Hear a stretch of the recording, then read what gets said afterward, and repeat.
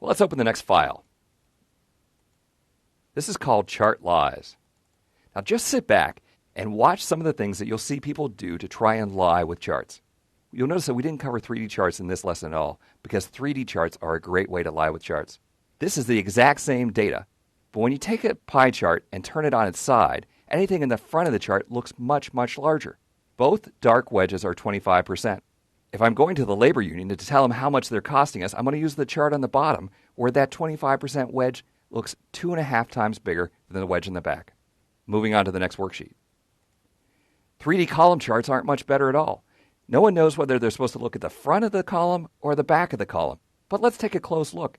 If you follow the 3000 grid line around, none of the bars touch 3000. But the exact same data plotted on a 2D chart, clearly the Q3 and Q4 bars are above 3000. Let's move on to the cone chart. Now, I joked before that if you ever create a cone chart, you're likely to end up in Professor Tufte's next book, and here's why.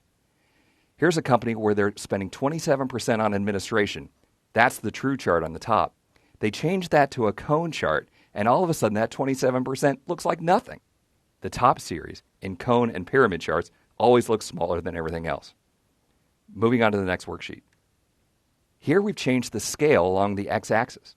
In the top left chart, because we've zoomed in, sales look really erratic. If that's not the message that someone wants to produce, they can zoom the scale way out like the chart on the bottom, and all of a sudden sales look smooth.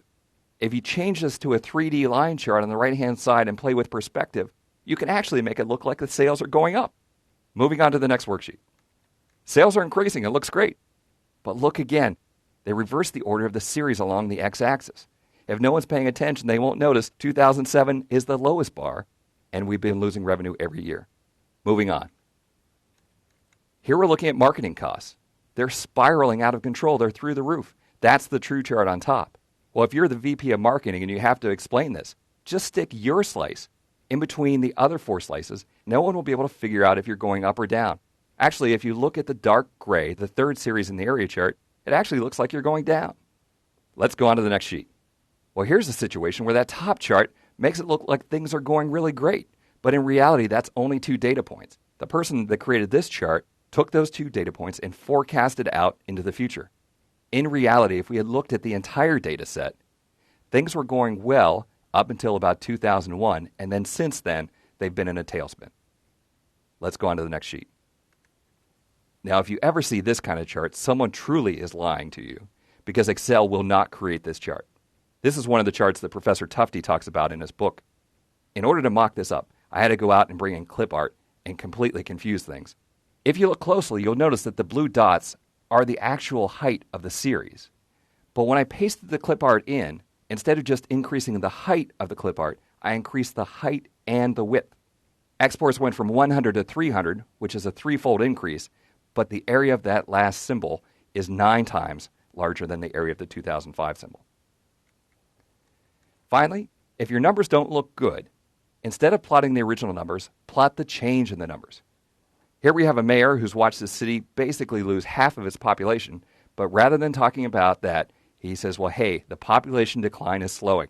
Shows it as negative bars, and again, things look like they're improving. These are just some of the ways that people can lie with charts, sometimes inadvertently, but sometimes on purpose.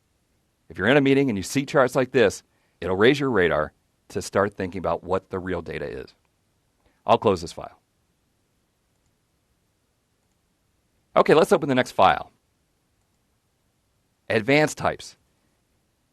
This is a bonus file for you. These are all chart types that I wrote about in my book, Excel 2007 Charts and Graphs. They're all charts that don't look anything at all like you would expect Excel charts to look like. Some of them were pretty wild in that they took an incredible amount of steps to create. They're here for you to explore. If you're interested in any of these charts, feel free to pick up my book, Excel 2007 Charts and Graphs, where I explain how to make each one. I'll close this file.